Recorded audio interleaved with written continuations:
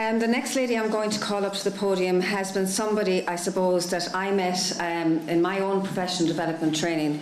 Myself and my colleague Carmel are currently studying for our Masters in Early Years Education in Queen's University in Belfast.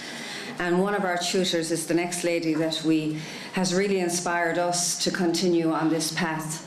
I know she's electric, and she's such positive things to say about how they have worked up the north. So please give a big round of applause to Dr. Glenda Walsh, who's going to talk about the professionalism of play and early childhood care. Just when Irene's setting up, I would just like to say that it's a complete honour to get the opportunity to come along this evening and talk to so many like-minded people who have the needs and interests of young children at heart.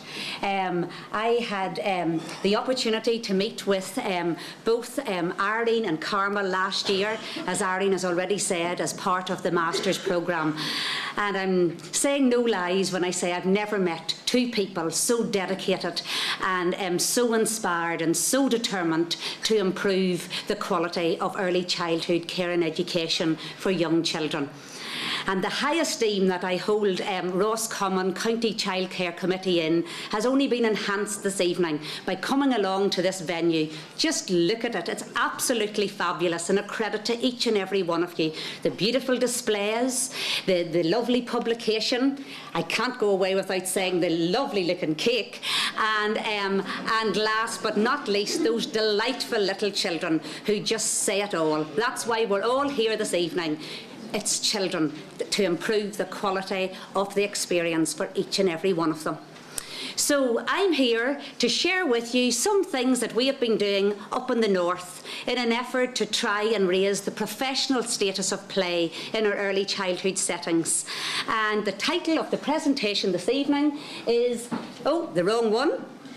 Sorry, Irene, you have me the wrong one up. Sorry. Don't you worry at all. There it is. We'll get there right. Don't worry. Come on, come on, come on. There we are. The professionalisation of play in early childhood care and education, a Northern Ireland journey. So just the overview. First of all, starting off with the journey of play, beginning with the context in Northern Ireland, how we have developed play by the research evidence, and last but not least, the whole idea of this professionalisation of play, giving us the status that it really needs in our early childhood settings and beyond, in the form of the concept of playful structure. So the context. Well, just to start off by saying, in Northern Ireland, we have the youngest starting school age in Europe. In Northern Ireland, our children are obliged to commence formal schooling at the age of 4. And therefore, in the past, those poor little children were coming into settings whereby they were presented with a reading book in practically the second day of September.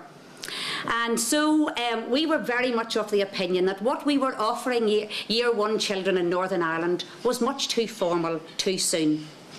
And thankfully, in the 1999, a curriculum review started where, in fact, our curriculum body finally realised that, yes, providing children with pen and paper activities at that very young age wasn't the answer. And they had the idea that children learn best when all areas of an integrated, carefully planned curriculum are implemented informally, using methodologies that are interactive, practical and enjoyable. Children, they believe, and we believe, should have the opportunities to experience much of their learning through well-planned and challenging play. So in an effort to get this all running, they embarked upon a pilot intervention known as the Early Years Enriched Curriculum. And where the enriched curriculum was concerned, the main aim was to remove the early experience of persistent failure and to promote children's sense of self-confidence and self-esteem. The methods behind the enriched curriculum were to ensure a greater emphasis on play, more emphasis on developing oral language, allowing those children to talk instead of listening to adults speak for the most part of the day. Laying foundations in number, but at practical number through sorting, matching, counting, rather than formal recording. and then placing the emphasis on those skills that are most important in the early years of learning: concentration, thinking and memory skills. So here we have a little reminder why we're here tonight: the enriched curriculum in action, those kids having fun, playing and learning simultaneously. And just to disprove the sceptics that yes, there we have it, children writing, but in a fun-like and play-like way. So, like any good intervention, it had to be evaluated. And this evaluation was one of the most rigorous ones that have ever been undertaken within Northern Ireland. A 10-year project which not only assessed the children in terms of their literacy and numeracy skills to ensure that they weren't lagging behind as a result of engaging in such an intervention, talking to teachers, talking to parents, talking to the children themselves, and observing in those early years classes using an instrument which some of you have become familiar with tonight, the Quality Learning Instrument, which focused on 9 key dimensions of learning. But those dimensions of learning that we talk about in terms of children's social and emotional development, their dispositions, their actual cognitive experience in terms of thinking and multiple skill acquisition. So what did the research evidence tell us after this whole 10-year project was undertaken? Well, yes, there were many good things that came from this intervention. The fact that the quality of the learning experience had definitely been enhanced in those early years settings. Certainly as well, most teachers had moved away from this very formal approach in the early years towards a much more play-based and developmentally appropriate approach. But in so doing, there still was plenty of learning to take place. We found that many early years teachers had difficulty in achieving a coherent concept of early years pedagogy. There was a tension between play as learning and play as a medium to ensure a high level of confidence, interest and overall well-being for children. Ensuring the optimal educational value of play was not always easy for teachers, and at times they had this muddled thinking about developmentally appropriate practice and child-led practice, simply waiting for things to happen instead of encouraging things to happen.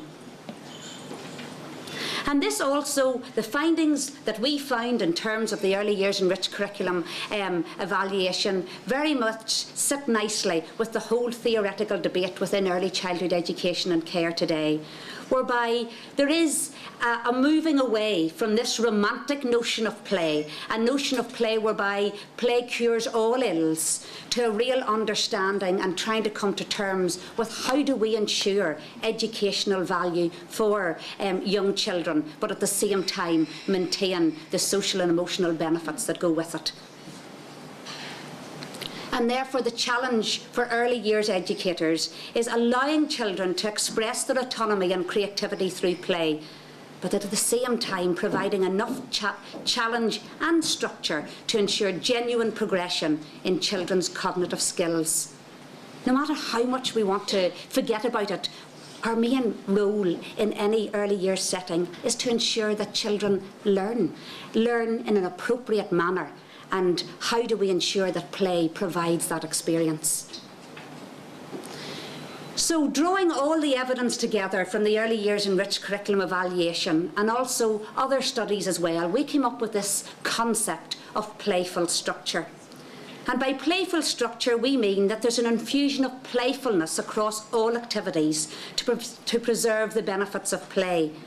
But at the same time, there's a degree of structure drip-fed into the play-based experiences to ensure its educational value. So what does playful structure mean in practice? Well, what we mean, or what we hope it means, is the fact that it'll break down these dichotomies between play and work, where children do a bit of play and then they move on to the real business about work. It invites teachers and children to initiate and maintain a degree of playfulness throughout the entire learning experience, where all classroom activity assumes playful characteristics, not only the free play experience. It allows for adequate structure to support effective learning if required. And when we talk about structure, we don't just mean that structure is the responsibility of the adult. The child, him or herself, can inherently drip feed a degree of structure into their own learning. So I'm going to move on, just bear with me. 1, 2, 3, 4, 5, 6, 7. There we go. So within playful structure, it rests on 6 key pillars of an experience. So here we have fostering a warm, secure relationship with children, cultivating playful, engaging interactions, and infusing playfulness into the curriculum. Those are the playful experiences that we would hope to provide in any early years setting, but complemented with a degree of sensitive pacing and matching, respecting individual differences, and managing progression and transitions. Sometimes when we talk about fostering warm, secure relationships, we almost feel that it's common practice. Sure, all of those early years practitioners, they're all mothers as such. They can come in and comfort children. But we know that each and every year, because of societal changes, the demands on early years practitioners are getting greater in terms of fostering and nurturing effective relationships with young children. And therefore, ensuring warmth, trust, sensitivity, consistency and appropriate boundaries is essential to ensuring that young children learn and develop effectively. And this is just a little snapshot of practice from one of the early years enriched curriculum teachers who tried to develop a cafe society within her early years setting to give those children who needed her the time to listen to what they had to say. The teacher, Mrs. Davis, takes her break with the children. She calls it her cafe society and sees it as an opportunity to further develop oral language work with a class of children, many of whom have come to school with poor language skills and many, many other difficulties. The children fetch their own break and take it to their seat. One girl, Jemima, immediately claims to have a healthy break. She does not put it up her hand before she speaks. Mrs. Davis asks Jemima to say what she has to eat and drink. Jemima names flavoured water, an apple and a cheese portion. Another boy chimes in that he has a healthy break too and names the contents of his box. Children now vie with each other to claim healthy eating habits. One boy, George, is accused of having a fizzy drink against school rules. Mrs. Davis asks him in a conversational tone whether that is true and makes a joke about it. When George acknowledges it, she remonstrates, but more in the manner of a peer than a teacher. Meanwhile, 3 boys at another table are talking about football and ignoring this conversation entirely. The main conversation changes direction when one girl says her mummy is expecting a baby next week. Mrs. Davis says that she knows that and takes a genuine interest in the expected event, asking a number of pertinent questions. Then she turns to another girl and says, "Your sister's going to have a baby too, isn't she?" The 2 girls launch into excited comparisons of preparations. So simply finding time in our very busy day to listen to those young children is essential to assure effective learning. Another key dimension of playful structure is playful and engaging interactions.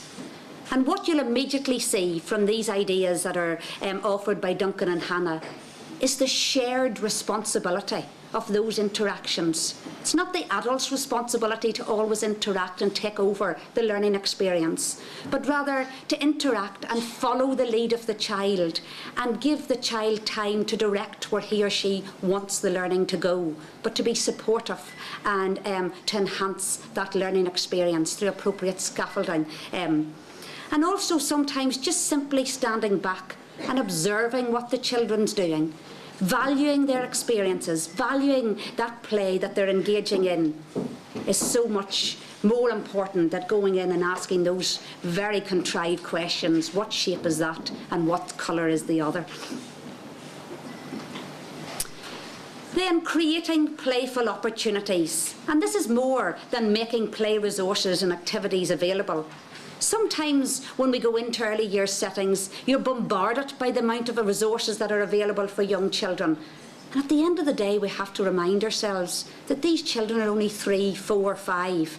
And if there's so much available for them, not a bit of wonder with a load of butterflies out there instead of actual bees, because they just don't know what to play with. There's so much available to them. Also, we find that some resources, such as computers, and an overemphasis on computers, can attract gendered activity and gendered behaviour. And too many resources can also limit the child's imagination. So the classroom environment and materials should be flexible and open-ended, with materials able to play versatile roles and children able to easily draw connections between different areas in the classroom and move materials from one area to another. Sometimes I'm absolutely devastated when I go into centres and children tell me that they're not allowed to move the resources from the home corner to the sand tray or whatever it might be because it would cause too much mess. Another little example. The classroom assistant is taking a small group of children for a drama session. They've previously read a story about animals in the jungle. 5 of the children choose to don cardboard masks of jungle animals and hide in the jungle. One child opts to play a hunter who is hurt and cannot walk properly. The children decide that he should go to the far end of the shrubbery and shout that he is hurt and needs help. The heroine must rescue him, avoiding the fierce animals and finding a route through the jungle while supporting him as he leans on his spear and hops on his uninjured leg. The animals stalk him on tiptoe and enjoy making a lot of scary noise. The heroine supports the hunter back to camp. The classroom assistant provides prompts if the action seems to be failing, but she does not direct the whole action. But then the playful experience must be complemented by a degree of structure to ensure that effective learning will actually take place. And structure in terms of appropriate pacing and matching. Appropriate structure is planned to help children make sense of what they're doing and so to foster learning at their own pace, eventually enabling the child to develop a clear understanding of how learning takes place. So clear learning intentions must be behind the activity. The teacher must know, or the early years educator must realise, have a sound understanding of where they're going and why, but at the same time ensure that the young child has the opportunity to direct that experience. Bun making. The teacher, Mrs. Casey, is making top hats with 6 of the children. Coming back from melting the chocolate in the microwave, she reviews their progress so far. First of all, what did we do? We melted the chocolate in the microwave. She starts giving out the bun cases, 2 to each child, while assigning children recipients for their buns. You're going to make one for you and one for Mrs. O'Hare next door. She then asks them if there are 6 people making buns, how many buns are we making? One girl puts her hand up. A boy, Sean, blurts out, I know, 12, Mrs. Casey. How do you know that? That's 12. The boy says, because 2 and 2 and 2 makes 12. Mrs. Casey opens a packet of marshmallows, starts counting them out to each child in pairs. She gets children to count the total number by 2s in unison, gets to 12, then playfully doles out an extra marshmallow. And another one right. Children protest enthusiastically. She gets them to say how many that would have made. 13. Sean shows her 13 in the class number line. The children begin to spoon chocolate into the bun cases. She asks them what is happening to the chocolate. One child eventually gives the right answer. It's getting hard again. The teacher tries to link this with the melting at the start of the session and asks what is making it hard, but nobody seems to understand. She leaves that topic and ensures that everyone gets the support needed to succeed in making the buns. When finished, the children proudly move to give the extra bun to the intended recipient. So again, learning taking place, but in a very playful situation. Likewise, structure within the concept of playful structure also addresses the need to respect individual differences. True respect for individual differences implies thorough assessment of and contingent response to children's academic, social and emotional needs. So at all times, tuning in to the needs and interests of the children where possible. But then we need to think of the bigger picture. We can't just think that we have these children for so many months and that's it. These children are moving on. We need to ensure that progression is inherent in what we do. Having a clear idea of the developmental pathways in different domains, using this knowledge to plan pedagogical sequences, moderating the pace so as to balance sufficient challenge with the lack of inappropriate pressure, using appropriate challenge to ensure that children learn to persist with difficulty in the expectation of eventual success, and making the learning as engaging for the child as possible, lest children just switch off at an early age. And then transitions themselves. The children are moving on, whether they're leaving playgroup or nursery, or whether they're leaving year 1 and moving on into year 2 in the primary school. We have to be aware of where they're moving on to and preparing them for that transition. And we did a small-scale study with young children, asking them about the idea of moving on to new classes and about the different experiences. And yes, children in the main were delighted about the idea of moving on, getting bigger. The teacher asked you to do real jobs for her up there. You do real writing. P3 is great. You have to really think up there. So in this way, we can't just always expect that children just want to do more of the same and ensure continuity. Continuity is essential, but at the same time, we have to prepare them for a degree of discontinuity, whereby they'll meet that in the future, whatever it presents. So then, the professionalisation of play. Playful structure, in our opinion, enhances the overall professional stance of play within our early childhood settings. It moves beyond the social and emotional benefits to acceptance that it has real educational value. It does not intend to undermine play or negate the role of the child, but rather endeavours to enhance the characteristics of play to feature across all primary classroom activities. We also feel that it may be developed into more sophisticated forms as children grow older. For example, creativity, storytelling, playful attitude to numbers. And it's also a novel way of bridging the gap between formal and informal activity, work and play, adult and child initiation, and preschool and formal schooling.